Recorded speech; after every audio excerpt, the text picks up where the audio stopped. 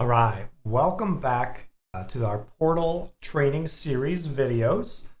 For those of you who have been watching and keeping up with these in order, I have an apology to make. I said in the last one that our next video was going to be specific to the coach zone, but I forgot a very important step for any coach having access to the portal zone. And first, we need to cover what the volunteer zone looks like. So we're going to take a step back and go through the things the appropriate way that logically works within the portal itself, and focus on the volunteer zone experience before we hop to the coach zone. What we will cover is what it looks like for a volunteer to register to become a coach and complete those requirements, as well as look at what it looks like to register for a general event that we're looking for event volunteers for, how we can manage our checklist from a volunteer perspective, and then hopefully finally make that jump from a Class B, standard volunteer all the way to becoming a Class A volunteer, such as a coach. So our first screen here looks a little bit different than what we've started these videos off with, because I am just finished creating a fresh volunteer profile. So I've gone in, entered all of my demographic information, registered as a volunteer, and now I am met with this first page on the volunteer zone. One cool thing about the portal is that for those that are registering as a volunteer, we give them a default form to complete. So what this typically is for most of our programs is that most general form that we need them to complete. In the case that we're looking at right now, the release of liability Class B form, which is just a checkbox form. So all the volunteer will need to do once they create their account is, as every good volunteer does before they click the checkbox, is read through every document here listed. Once they have and they agree to it and they've read it, they click the checkbox, click save. And now from a process standpoint and an eligibility standpoint, Arthur Weasley, the account that we've created, is eligible to be a Class B volunteer, so a general event volunteer. So what this does is from the moment they create their account, they're already eligible to be volunteering with our Special Olympics programs. When we get to our volunteer zone, we'll see some new boxes and tiles that we can interact with, as well as some new things on our top zone here. So we've said this before, but the volunteer zone we can treat as our home page. As we get more roles associated with it, such as coach, we may see an additional drop down here to move between those zones. Our Do More tab will take us to more Special Olympics volunteering opportunities that we can apply for and add things to our checklist to complete, which we'll get to in just a few moments. Our event sign up will bring us to all of the listing of volunteer events that we can register for. My checklist will contain all of our items that we need to complete based off of the role that we've volunteered for. As we can see, we've already completed our release of liability Class B. Don't need to do any more steps on that one. It's green, check marked, and good. Additionally, under our My Checklist dropdown, we've got our skills, which a volunteer can add skills that are specific to themselves. These aren't things that require any documentation or anything to prove that you're skilled in bowling or something like that, or have a certification. We would cover those more in checklist items where the volunteer would need to provide some sort of acknowledgement and proof that they have that specific skill. The My Completed Items checklist box or option here on the portal shows us a listing of all of the forms that we've completed. We can see that we've already done our release of liability. We completed it on the 21st. It's approved, and it doesn't have an expiration date associated with it. But if it did, we would be able to see that here as well. Navigating back to our homepage of our volunteer zone, again, we see Review My Checklist, another place that we can access that, another place that we can sign up for an event, another place that we can do more with Special Olympics and apply for other roles. Finally, we've got our Contact Special Olympics box here that will give us contact information for our respective program that we are registered with. Down here at the bottom, we see my volunteer stats. So depending on how long the volunteer's been involved and how many events they've done, this will continue to populate based off of all the events that we have registered for and have completed. One thing to note is that these first two, for completed hours and completed events, isn't something that we can import and update from a staff perspective. But what we can do is update this years of service. We'll cover this in another training. But say you've got a long-time volunteer who's been doing stuff for 25 years and a switch to a new system, you lose some of that data. But we can update years of service to track, those long-time volunteers and give them acknowledgement for how long they've been doing. One feature that doesn't have any data here quite yet is My Event Jobs. We'll see this populate as we register for events. So we'll start a little bit in my checklist. So we're going to navigate that through our top bar here or through our tile box here. Once we click it, we'll see those events or those forms that are associated with our checklist, depending on whatever role. So we see that in our source column. We have applied to be an event volunteer, and in our status of the specific form, we've completed it with a green checkbox. We click into the form, we can see another verification of that. Depending on what your settings are, might allow the user to renew that form. For forms that don't expire, we recommend not putting a renew on there. That way you don't have like 12 Class B release of liabilities on there. We'll see more checklist items here as we go in the training. So for now, this is really all we need to do from a Class B volunteer perspective. We've done our bare minimum. We've completed it. We're good to go. Additionally, on this screen, as well as our drop down here, is updating our skills. I mentioned earlier, these are not skills that require any proof. If I said I was skilled in ASL and also I'm skilled in data management, I can just add these skills to my profile. Doesn't really, change anything. What I can do from a staff perspective is, pull a report of people that indicated on their profile that they're skilled in ASL. Say I'm looking for a specific volunteer for an interpreter job and I need somebody who has ASL skills. I could find volunteers who have added that to their profile and contact them individually. Go back to our checklist. Let's look at event signup. So this is the primary function of the volunteer zone, right? We've got our general volunteers logging in and registering for an event in our area, in our program. So the volunteer clicks in here. They see a listing of the events that are coming up in their program. They can search for specific events by using the keyword. If I put the Q, it'll bring up the Quidditch World Cup.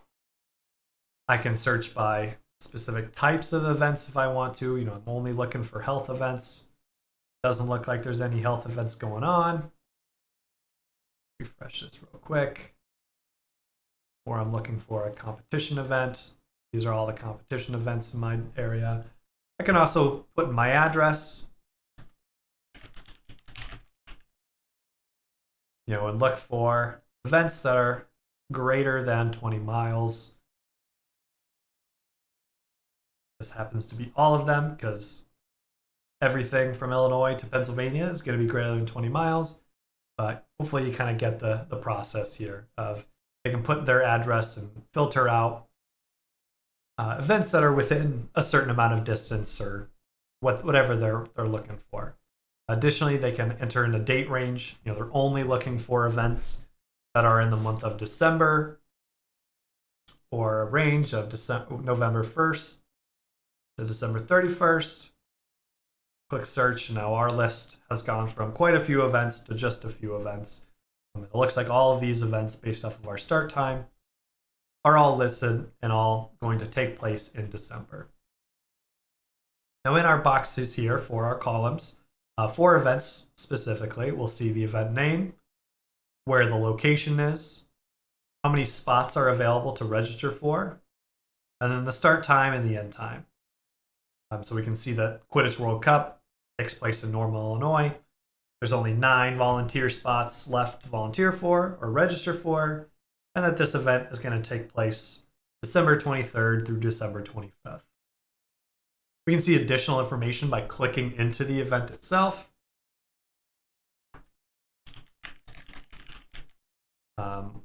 Right now, we don't see any keywords here, or we don't see any shifts here, but if I use an invitation code, I can enter that in here, and now this specific shift will populate for me.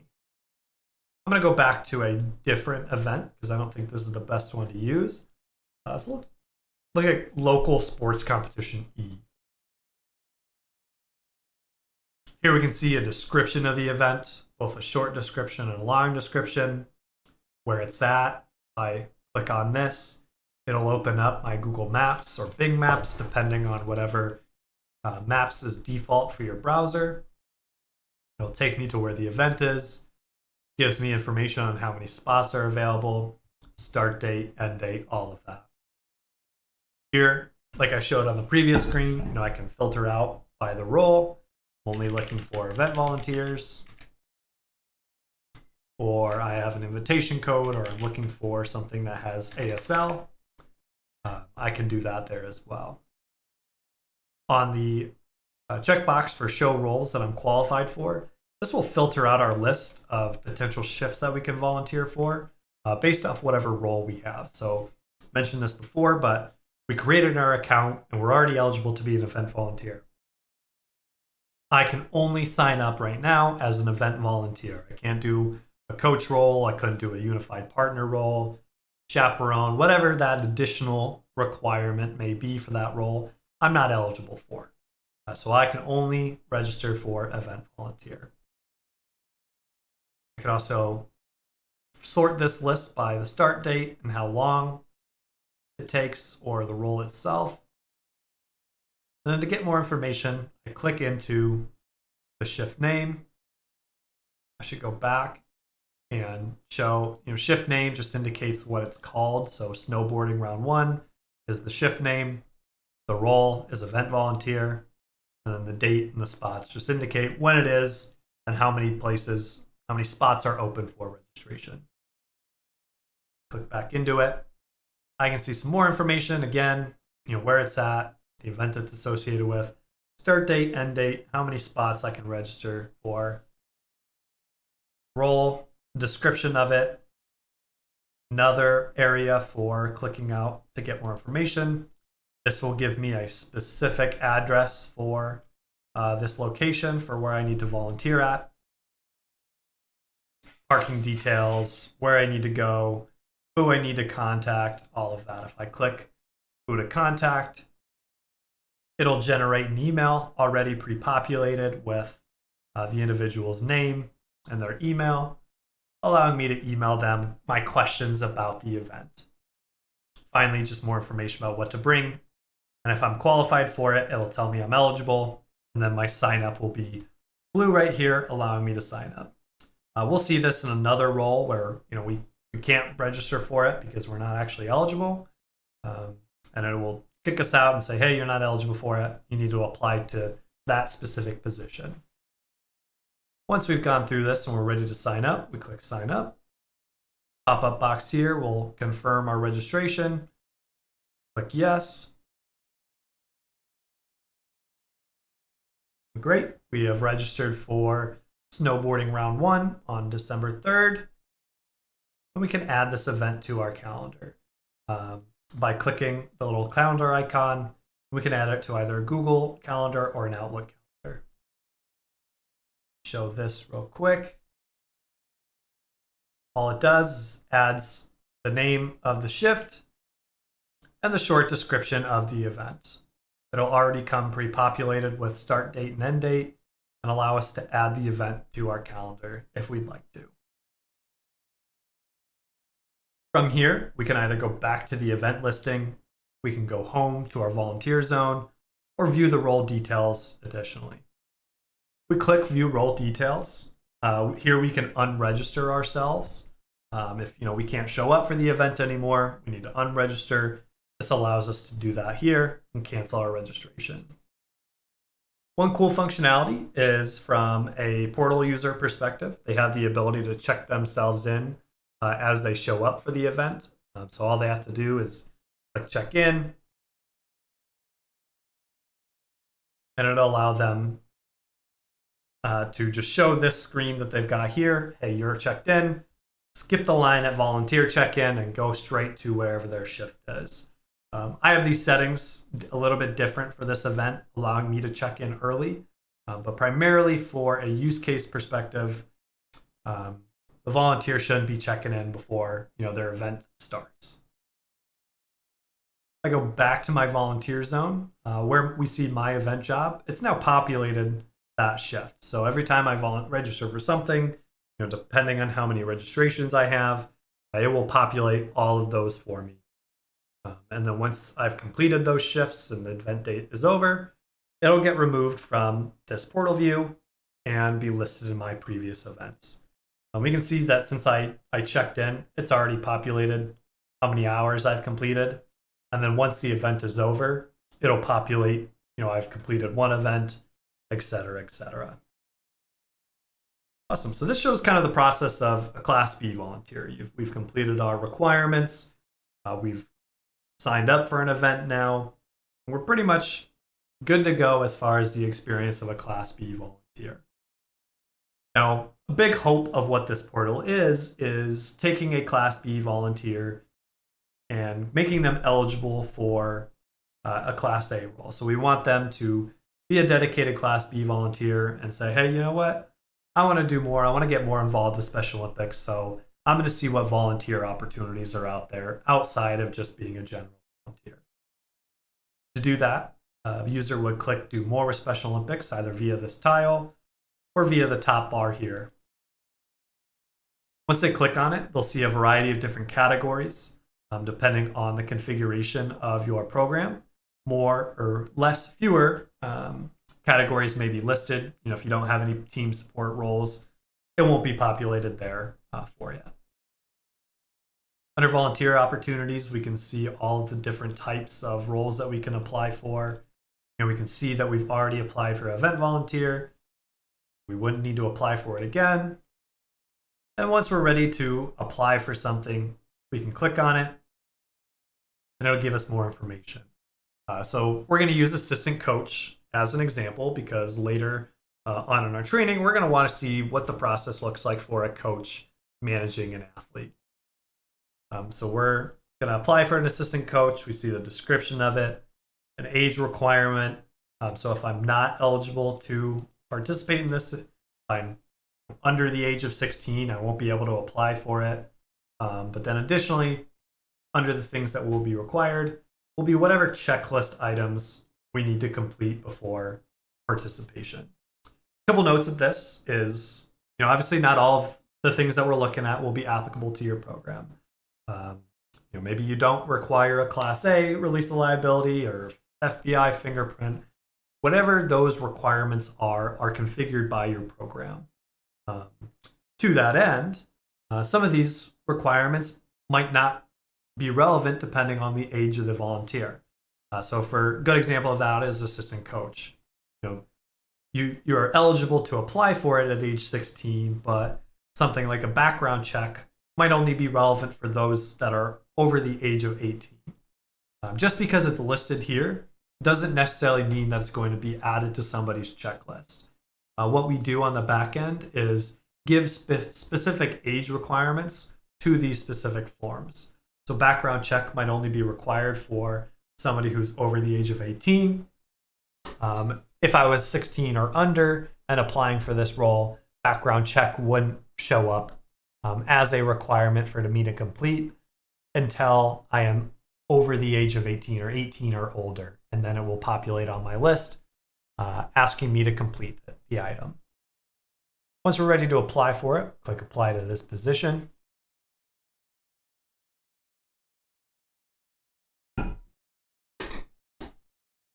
So what this is doing is simply just applying for it. Doesn't mean that we're eligible to be an assistant coach. Doesn't mean that we've completed any items. Just simply means that we have applied to do this and we're going to get checklist items added to our listing of things that we need to complete. That is a big piece of training for our volunteers and potential coaches is, great, you applied, but you got to go do something else for you to be actually a coach in the eyes of our Special Olympics program. So the portal indicates this by saying, great, you've successfully applied to the role. What's next? Head over to your checklist and complete those requirements. So the user will click, go to my checklist. And what we'll see now is, it looks a lot different than what it did when we first logged into our volunteer portal. We can still see that our release of liability is completed. Now we have all these other options here to complete. So what the user will need to do is just start going through each of one of these by clicking the blue hyperlink. And we'll see a variety of different forms here. I'm not going to go through every single form because there's a lot of repeat kind of styles of completing these forms. But a good example of the first one is our general orientation, what we call a training and a quiz in COE. So when we click start, we'll see either PDF documents to read through. We can also add videos, external links, anything that we need to complete this training. We're going to go through these kind of quickly. I'm not going to read through all of these, but once we get to the end, we'll see the functionality of completing a quiz. So we indicate all of these questions, hopefully answering them correctly. Nothing makes me more nervous than just having somebody watch me complete these, even though technically speaking, this is just a recording of it. I feel like I'm being watched right now. Well, once they're done and they've answered all of those questions correctly, it'll be automatically approved. They've completed it. Congratulations. We go back to our checklist. We'll see that there's no need for a staff member to review this and verify that they've completed a training and answered the right questions. So long as they've answered the right ones, it's completed. We've got those results right there and then. We'll show this again in protected behavior, but this is another example of a quiz with associated PDFs. I'm going to skip through this. Probably could have shown this earlier, but I'm just going to select a bunch of random ones. The reason that it's automatically approved is that it actually doesn't let the user move on until they've answered all of the questions correctly. It'll tell you, hey, you got, well, in my case, every single one of these questions wrong. I won't necessarily tell you what the right answer is, but it'll tell you what question you got wrong. Then you have to go back and answer the correct, questions. See, okay, we've got this one right, but we've got all these other one wrong. Functionality speaking, yes, absolutely. The volunteer could go through there, process of elimination, and get it wrong 3 times and finally pick the right answer. But hopefully, every good volunteer is going through it and completing it with accuracy and not just clicking buttons willy-nilly like we're seeing I'm doing. Move on to an example of a checkbox form. We saw this earlier with our initial Class B release of liability, but all the user has to do is click the checkbox, click save, and that'll be automatically completed. From a configuration standpoint, the programs do have the ability to, dictate what forms are automatically approved versus not approved. If there was a need for, verifying every checkbox form that comes into the system, we can technically set it to not automatically approved on a checkbox form, and a staff member from our program will need to go through and approve all of those depending on their checkbox. Why you'd want to do that? Not sure, but technically speaking, you can. We'll jump to release of liability Class A. This is an example of signature form. We've seen this in a couple other trainings, but we can do manual sign or e-sign. With manual sign being download the actual PDF document. Zoom in here, downloading the PDF document, printing it, signing our signature on it through a wet signature, and then re-uploading it to the portal itself. I'm going to go back and look at the e-sign format, but depending on the age of this user will depend on how this e-sign process is done. If the athlete, or pardon me, if the volunteer is under the age of 18 and not their own guardian, they will need to send the e-sign document to a parent or guardian for them to complete on their behalf. But in our case that we're seeing right now is I am over the age of 18 and eligible to complete the document. We saw it pop up real quick on my email notification, but the user also gets an email telling them that they have a document to complete and sign. So from a user perspective, they can do it either through the portal here or via the email that they receive to whatever email they indicated when creating their account. To complete it, just type our name. In our case, Arthur Weasley. Click next. Click to sign again. Click to sign it as an entirety. Now we're all set and we can close out of this. Very similar, an automatic approval for an e-signed document can be set by the program. So if it's e-signed, it can be set to automatically approved. For a manual signed document, it will need to go through the review process, to make sure that the volunteer has actually signed the document and that they've uploaded the correct document back to the portal. We got to make sure, they don't upload a picture of their cat for some reason, and then we would reject the form if that were the case. We'll show concussion awareness. This is just another example of a training and a quiz that a volunteer can do. But this is a good example of showing that we've got YouTube videos that we can put in here. Volunteer will watch the video itself. Cool thing about videos that get put onto the portal is we can set a 1-minute waiting timer for the volunteer before they can move on to the next page. This makes the user actually watch at least a minute of the video, hopefully all of it, before they can move on. I'm not going to make us sit here for a minute and watch the video, but the functionality is the same for protected behaviors and the general orientation that we saw earlier. Watch the video, read the PDF document, and then answer all the questions that we need to. Go back to our checklist.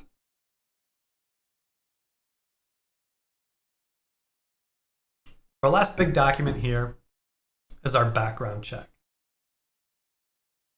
So background check's a little bit of a different type of functionality here.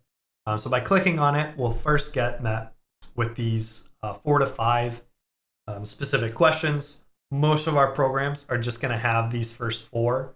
We're registered as a Pennsylvania volunteer who happens to have an additional question required.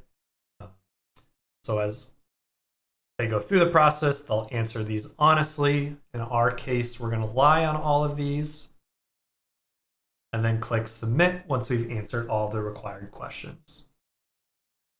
So what this will do is send us an email from the portal asking us to log into Sterling and complete the background check. I can't provide a good example of the email because we've got those turned off for the background check. So let me see if I've got an extra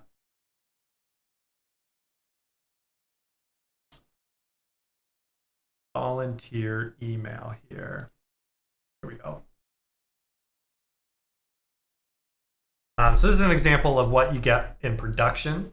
So in the live environment, we see, hey, your name, thanks for becoming a volunteer with whatever program. Complete your background check through Sterling Volunteers by clicking here. So it provides them a link to click on to initiate the volunteer process for a background check through Sterling. When they click this link, they'll be met with the Sterling Volunteers login screen. This may look a little bit different simply just because I've already clicked this link before and completed my own background check. But they'll log in or create an account using the same email that they created their portal account with. So at this point, the background check process will be initiated and completed from Sterling side of things. And then when we get to our back-end trainings, we'll look at how we can manage that information from Dynamics itself. On the portal itself, we can look at our status by clicking View Status.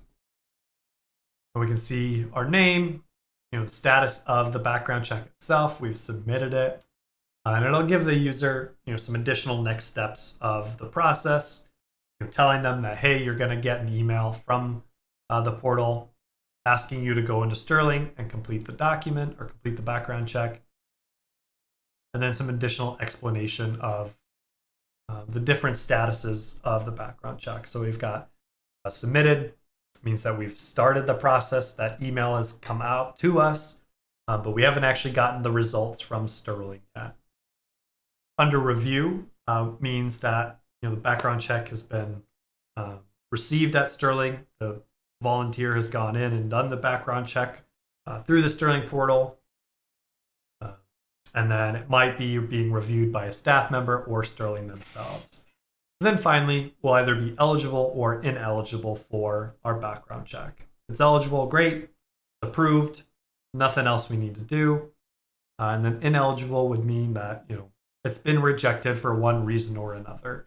The volunteer can see that status here or on their checklist right here. So submitted would be eligible, ineligible, or completed.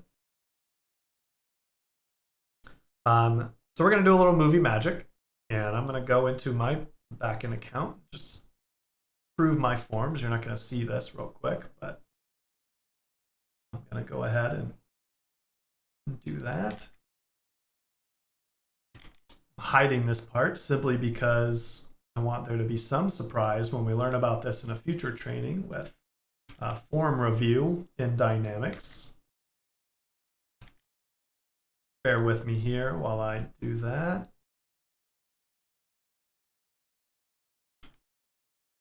Probably hearing all my clicking.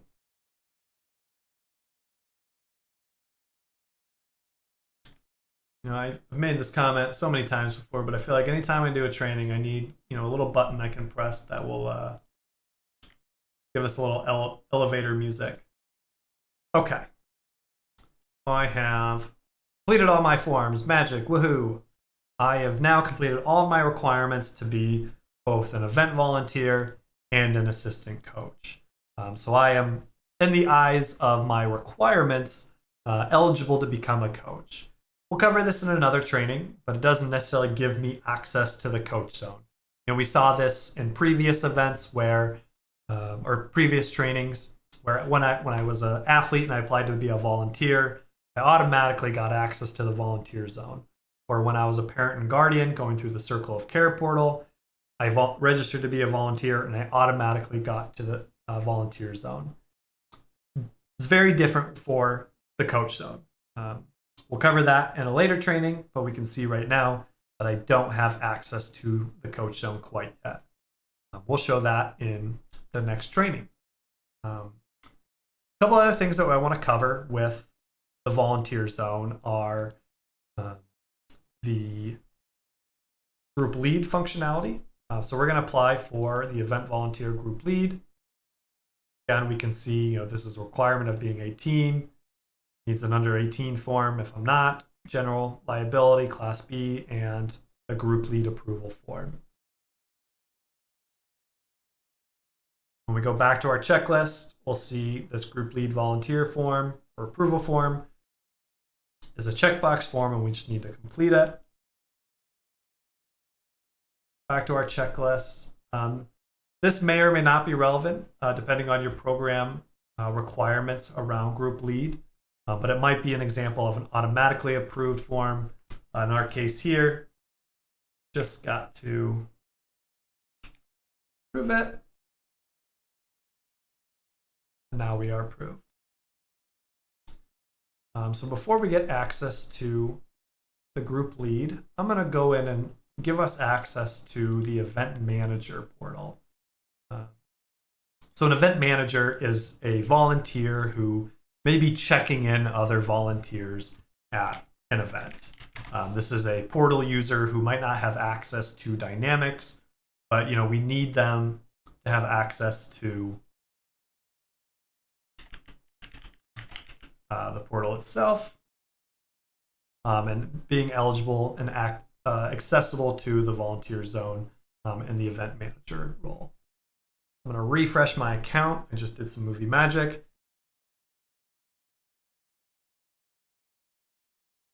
Okay. So now when we refresh our page, we'll see two new options here for manage my groups and manage my events.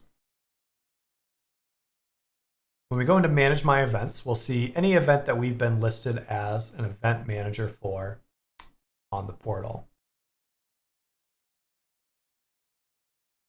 We can see here in local competition E, we just got this one individual. I checked myself in earlier. I can undo this check-in. And I can check Arthur Weasley in. I can see his information specific to the shift that he's registered for, start date, end date. You can see that his release of liability has been approved, t-shirt size, all of that. I can also, from here, add a new volunteer. So I'm going to add a brand new volunteer that doesn't have a portal account, fill in their information, all of the stuff that I need to do. So I'm going to pre-fill this and just add a random volunteer to this event. Submit. Didn't put birth date in wrong. Thank you, autofiller, for not doing that for me. Add a birth date. Click submit, and now this individual will get added to the event as a participant for the event. What's neat about this is after it finishes thinking, we'll also have the new functionality of adding, oh, there's all of our other volunteers. I was wondering when that was going to load. So here we can see all of our volunteers that are listed as people that have registered. We can see here, we can check in, we can undo a check-in, or a new functionality of adding a release form. So by doing this, it takes you through the Class B release of liability. You can think from a functional perspective. You've got an iPad or your laptop, hand the laptop or iPad to the volunteer, have them check the box, click save, and now that volunteer is eligible to be checked in. I think it was Jasper Carver that we did. You can check them in. Another functionality here down at our bottom is adding an existing volunteer. So again, finding a shift that we want to register them for, click next, and then typing in that person. So, I want to add, who do I want to add? I'm going to add Mac Dugan. Just kidding, I'm going to add Nelson Mac. Add this individual to the event, click submit, and this is taking somebody who already has a portal account and adding them to the engagement. So the difference between adding a new volunteer and adding an existing volunteer is whether or not they already have a portal account versus don't have a new portal account whatsoever. If they don't, we click add new volunteer. If they do have an account, we click add existing volunteer. Additionally, on this page is, in the event, we're checking in a whole group of people. We don't have to click each individual check-in. We can select all, however many volunteers we need to do. And then at the bottom here, click check in. And now they're good to go. Same thing, I'll accidentally fat fingered. We don't need to check in Wilbur. Undo it by doing undo check-in. That's kind of the long and short of the Event Manager portal zone area. Just a reminder again that giving that access to manage my events is a manual process by a staff member. It does have to be done by each event. We'll cover how to add somebody like that in the Dynamics guides later on in this training series. Let's hop back to manage my groups. Here we can add a brand new group because we don't have one, and hopefully we've got the right permissions now, and it looks like we do. So we'll name it whatever group we want to do. Arthur Weasley's family, and a short description of family. Click submit to create the group. And if we click on the blue hyperlink here, we can access the full group, or where we see under number of volunteers, we can click add volunteer, and we can start the process here. We'll just add Jasper Carver because we made him. Click here. Into the group, we now see Arthur Weasley, Jasper Carver's listed, and I can add as many as I need to. So I don't have anybody else from my dropdown from previous groups, but I can add new volunteer. Just gonna add a random name here, Ruben Rice. Click submit. And now this individual has been added to my list. If I needed to remove somebody, under our little actions column here, I can click the drop down arrow, remove volunteer. Doesn't necessarily get rid of them entirely. Oh, I accidentally didn't mean to get rid of Jasper Carver. I can select his name back down from my volunteer names and add him back to my list. Here in a second, we're going to show how to actually register a group for an engagement. But once we do, we'll be able to see a summary view of all the events that we've registered for. So let's look at how to register a group. I'm going to go into Quidditch World Cup, type in a keyword for Hogwarts, click on the shift that we want to register for, and then now we have a new option here. Instead of sign up, we can also sign up a group or family. Clicking this will bring us to this page where we can select our group that we just created, Arthur Weasley's family, and it'll populate with all of our group members that we have in our group currently, and register all of them by clicking their checkbox here, then clicking submit as it thinks. Great. So now we have registered that group for the event itself. We can manage those registrations by going back to our group management tab and accessing our group. Here we can see we've registered for the Quidditch World Cup under the Quidditch referees. You can see a blue hyperlink here. So if we click into that, we can see, okay, we've registered ourselves as Arthur Weasley. We've also registered Jasper and Ruben as part of this event. In the case that we need to remove a specific volunteer's registration, we can do that through the actions drop down here. Go okay. We're going to unregister Jasper by clicking that, and that'll remove only his registration from the event. Same thing, if we need to re-register him or register a new member for this shift, we can click down here and register member, and it'll have us a drop down or options of any applicable group member. If we had more than just Jasper on our group registration page, we can add more. Just have Jasper. Click his checkbox and click register, and now he's added back to the event. Big call out as far as functionality goes is that every group member will still receive a confirmation email for their registration. So after Jasper and Ruben got registered for the event by Arthur, they'll still get that email saying, hey, you've been registered for the event, so on and so forth, with all of that information that is contained in the email. Okay. This pretty much sums up the volunteer zone. So at this point, we have gone through the process of completing our Class B form. We've looked at the skills aspect. We have registered for an event as an individual. We've applied to do a different role with Special Olympics. We have applied to be an assistant coach. And as we can see, we have completed all of our requirements for that. We also looked at what it looks like to manage an event and manage groups, and then take that group that we created and register them for an event. And now we're pretty much at the end of the volunteer zone. So what we'll do next in our next video is looking at the coach zone. So we have taken Arthur Weasley.